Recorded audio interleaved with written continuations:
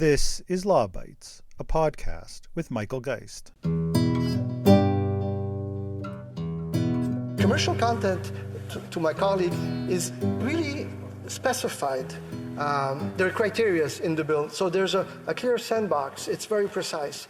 It's about the revenues. It's about the fact that you can find the same content on, for example, YouTube or Spotify. It's about codes that could be encrypted in some of that content, Mr. Speaker. So I did meet with them, and honestly, those were fascinating conversations. Some of them were 18 years old, 19, 20, 21, like they're all over the world. They do things incredible, and I love it, but it's not about them. It's about those streamers contributing to the Canadian culture. That's it. Since the introduction of Bill C-11, the Online Streaming Act that serves as the government's follow-up to Bill C-10, Canadian Heritage Minister Pablo Rodriguez has insisted that he heard the concerns about regulating user-generated content, and he, to quote, fixed it. Yet the reality is that anyone who takes the time to read the bill knows that this simply isn't the case. The so-called sandbox is more like a Sahara Desert, with an approach that opens the door to CRTC regulation of user-generated content. The concerns with the government's approach have started to attract the attention of Canada's digital-first creators, who fear the plans could lead to lost revenues and reduced promotion worldwide of what has become one of the country's most successful cultural exports. Darcy Michael is a BC-based comedian with millions of TikTok subscribers and a globally successful podcast. Last week, he appeared before the Standing Committee on Canadian Heritage to warn about the risks of Bill C-11 and to call for reform. He joins me on the podcast to tell his story of success online and his fears about what the bill would mean for Canadian digital-first creators. Darcy, thanks so much for joining me on the podcast. Hey, thanks for having me. No, I'm really glad you're taking the time out to join me. As you know, Bill C-11, that the former C-10, heard from many interested stakeholders, including a lot of the longstanding cultural lobby groups, some academics, and even some experts. But I think it's fair to say that largely missing from the conversation have been creators themselves, particularly digital-first creators, which is somewhat ironic given the impact that it has on digital-first creators. And this whole thing is about trying to deal with the online environment. And I think it's fair to say that as we record this earlier this week, you started to change that dynamic a bit with an appearance before the Standing Committee on Canadian Heritage, where alongside Urbi Roy, you succeeded in providing some insight into your world, into the world of digital-first creators. Can you get us started with your story and what brought you to have an influential TikTok account and a top-rated podcast? Yeah, thanks so much. This is the last thing I thought I'd be doing this week, but it kind of came ahead. I am, I've worked in traditional media for 15 years as a comedian and an actor and a writer. I was quite successful. I had a sitcom. I've had multiple stand-up specials, one streaming on Crave now. And when COVID hit, my industry shut down like everybody's, and I just was, I knew I needed to pivot somehow, and so I pivoted to TikTok because I'd been using the app as a viewer for about 6 months. I had set up an account for my dog, and then I was just starting to notice the power of the app and the power of finding an audience, and so I put up a clip from my stand-up special.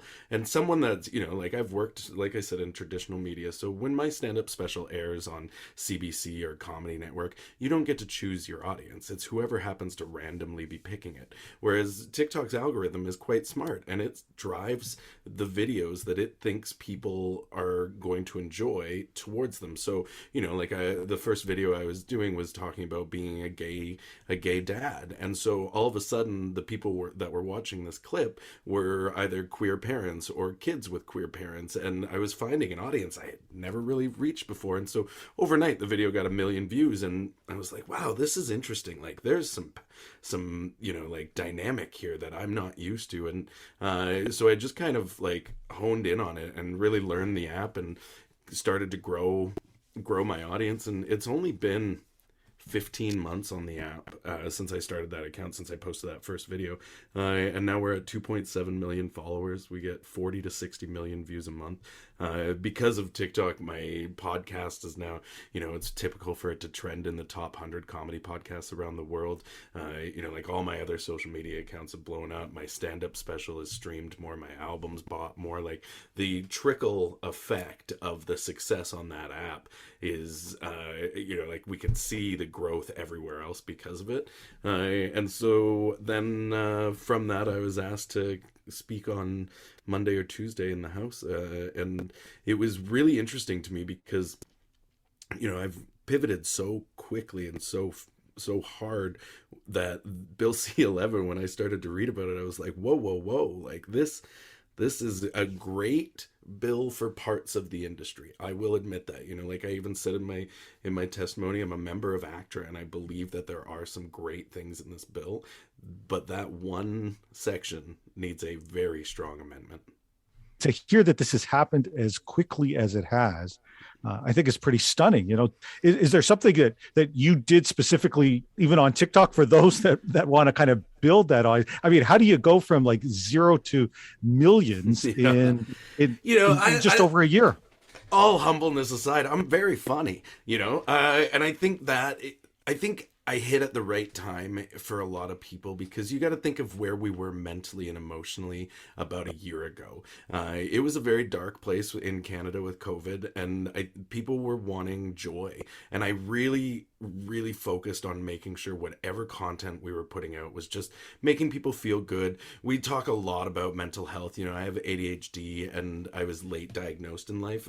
So we really try to draw attention to that, because a lot of people don't realize how complicated ADHD can be and its side effects. And but we try to do it in a comedic way.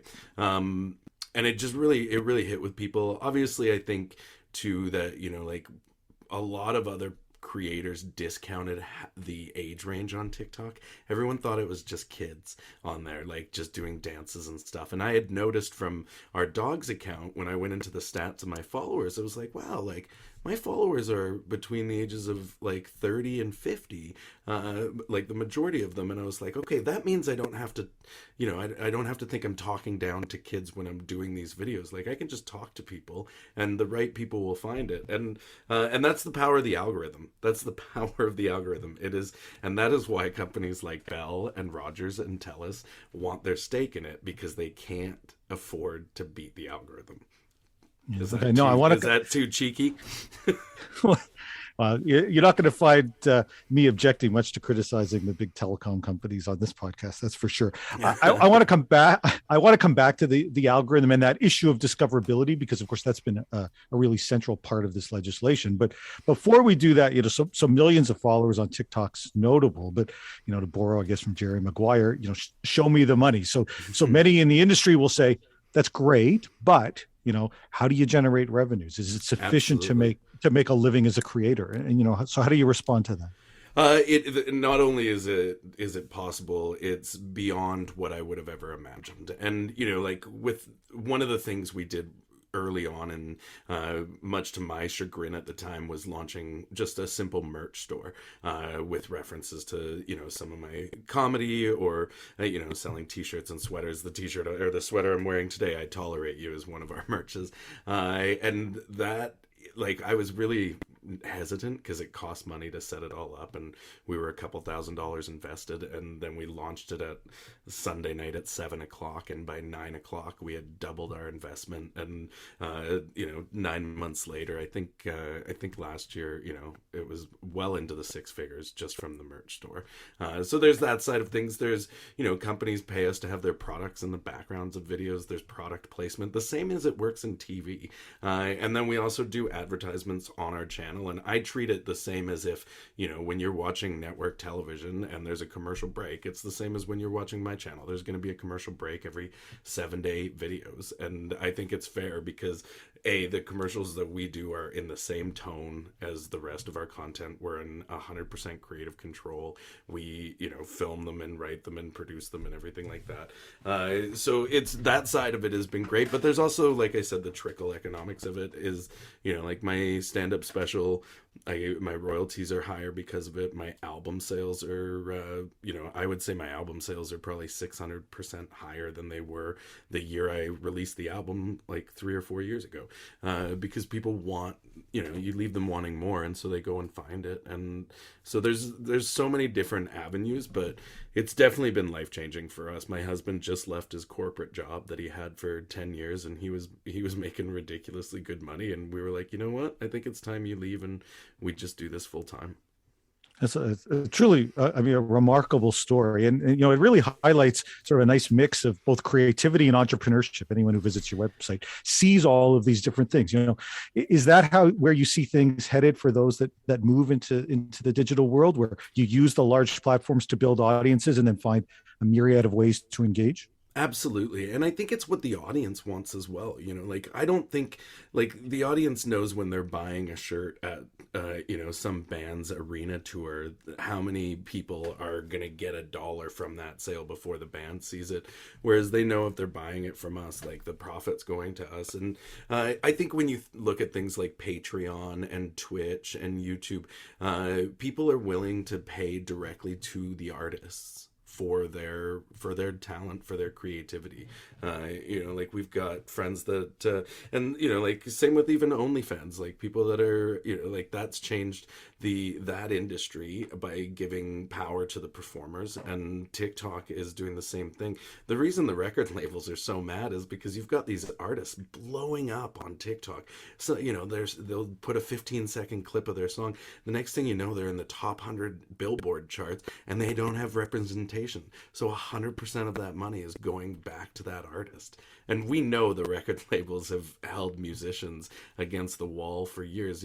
Musicians are lucky to make 5 to 10% of their album sales. Whereas, when you remove the labels or the networks and you go direct to consumer, it's no different than what Amazon is for shopping. It's interesting that you raised the music industry, because they've been one of the lead lobbyists for some of this legislation on this kind of the traditional basis. Oh, yeah. You've talked a lot about your audience already. How much do you know about it? You talked a bit about the age. How much of it is domestic, and notably how much outside of Canada? Because we heard from a committee this week that somewhere 90% perhaps of the audience for many of the Canadian, whether it's TikTokers or YouTubers or Twitch streamers, comes from outside the country. It's a remarkable Canadian cultural export. Do you have a sense that the same is the case for you as well? Absolutely. I can tell you right now that 18% of our followers are Canadian. 82% are female, 18% are male. Age range, I gotta find the age range. Oh, it's somewhere else. But we get some really detailed analytics from both Instagram and TikTok. But it is, and that's what I was saying. I believe I said it during my testimony that, like, I am Canadian content. I don't need to prove any more of that. I'm exporting more Canadian content than CBC and CTV have in years, just from my channel, because I'm reaching, millions of people outside of Canada and showing them what our world looks like. When you take people like yourself and so many others that are finding that success, I think that's where people start landing, and I think hopefully soon realizing that this represents an incredible cultural export. And we heard actually that Canada leads on a per capita basis in the world in terms of that from an export perspective, yet it seems oftentimes that the policy frameworks have yet to catch up with that changing environment. Well, and I genuinely think it's that they just don't understand what they're doing.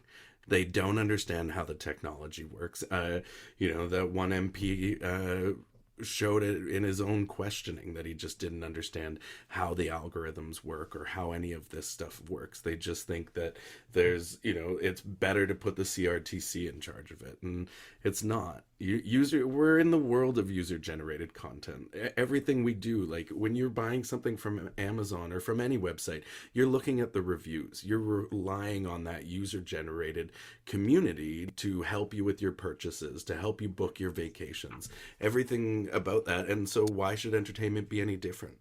You mentioned the role of the CRTC, and I think you were pretty direct as part of that discussion at the committee, where you indicated that you didn't want the CRTC involved in regulating social media. Indeed, the CRTC, despite sorry, I don't mean to interrupt, but go ahead. It's an archaic organization that has it shoots itself in the foot all the time. Just this merger they announced this week is everything against what the CRTC is supposed to be.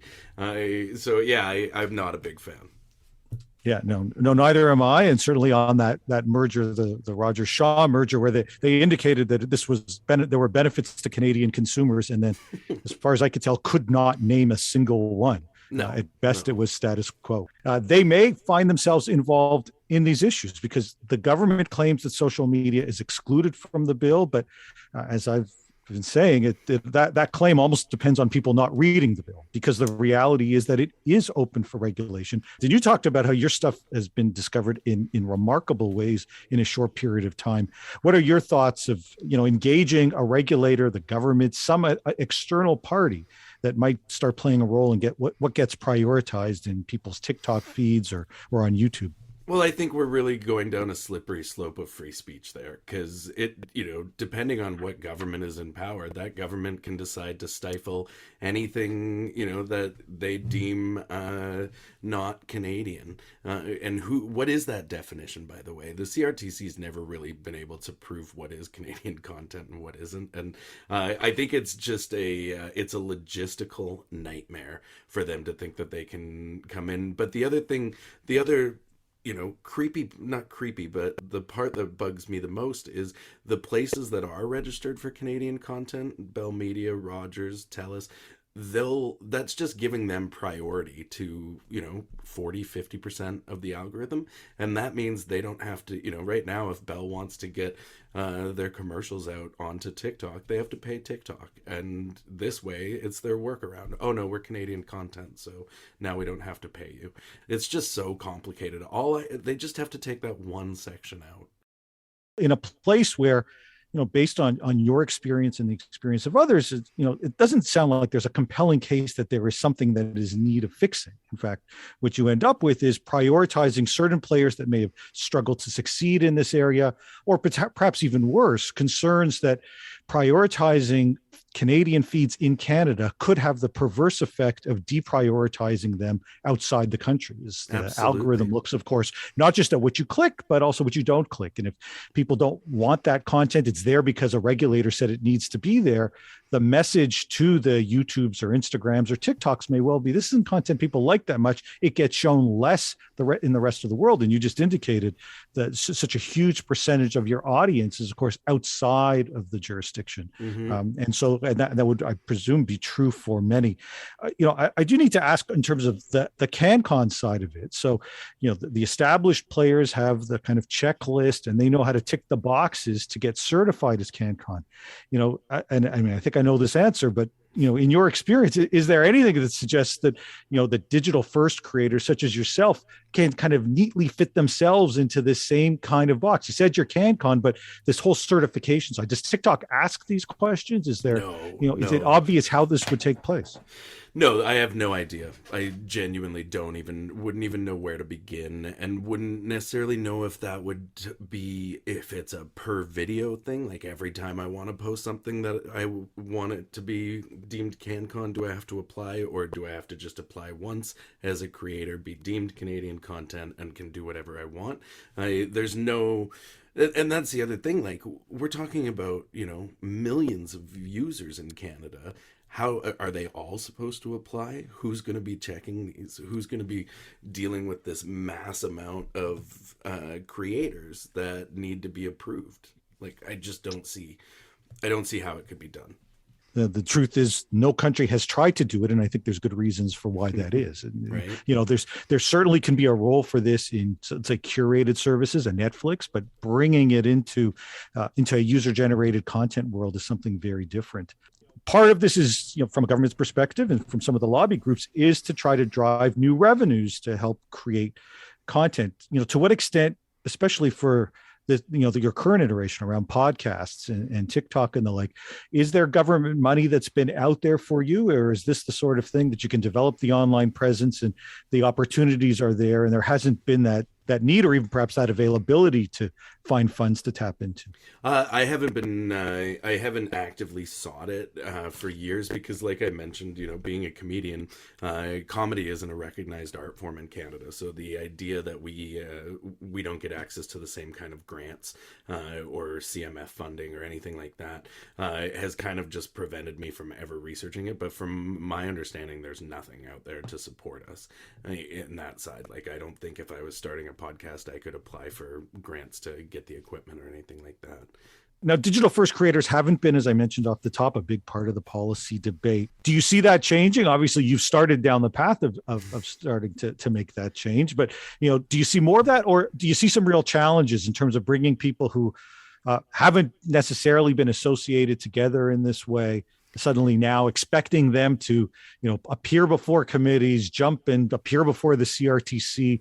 It feels like a pretty big ask to bring some of these groups together. But do you see some of this changing as policy comes forward that may have real implications for people's livelihoods? I've spoken to a lot of creators that had no idea about what we were in for, and obviously it affects our bottom line. It affects our ability to pay our bills. So I definitely know that the interest is there for as this continues to be debated. But I also, it was very clear from my testimony that the Liberals and shockingly the NDP weren't very interested in hearing what I had to say.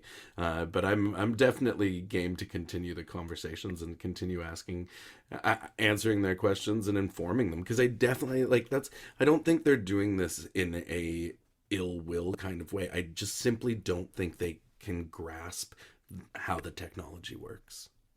If C-11 isn't the solution, are there reforms or changes that you would like to see the government prioritize? Are there challenges in the relationship that you've seen with these large platforms that where new regulations might make life easier for creators?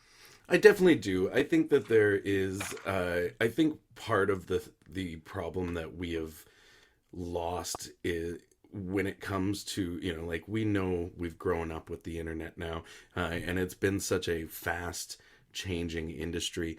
We've stopped teaching critical thinking, and I definitely think the government needs to start campaigning about teaching people that what you read on the internet doesn't necessarily mean it's true, or what you see even nowadays. And I think it comes back to education. I think we need to there's extremism on Canadian internet. We have to put some sort of things in place to help tone down the rhetoric of hate in this country.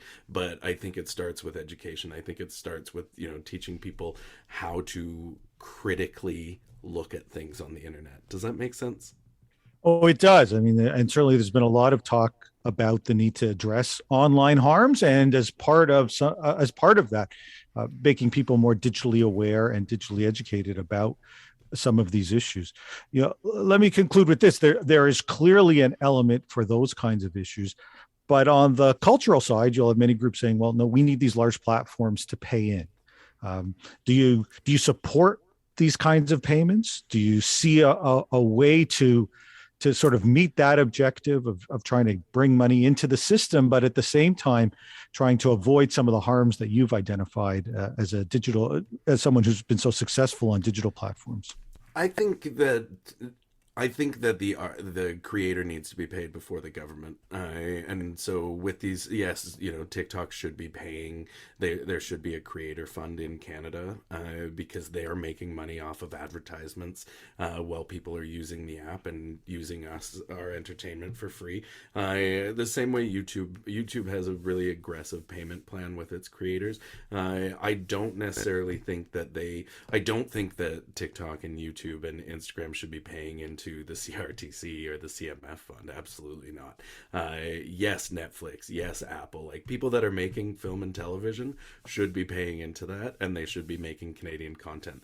The idea of trying to lump TikTok and Instagram and social media into the same business, it doesn't make sense.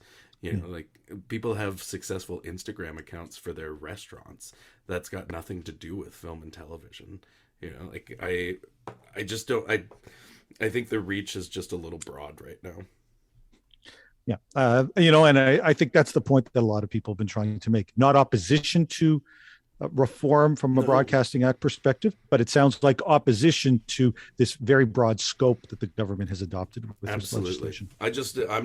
All I'm saying is get specific.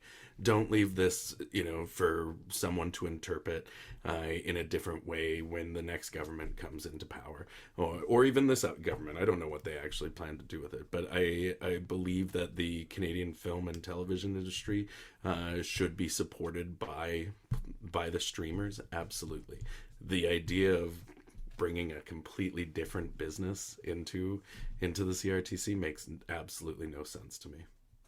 Okay.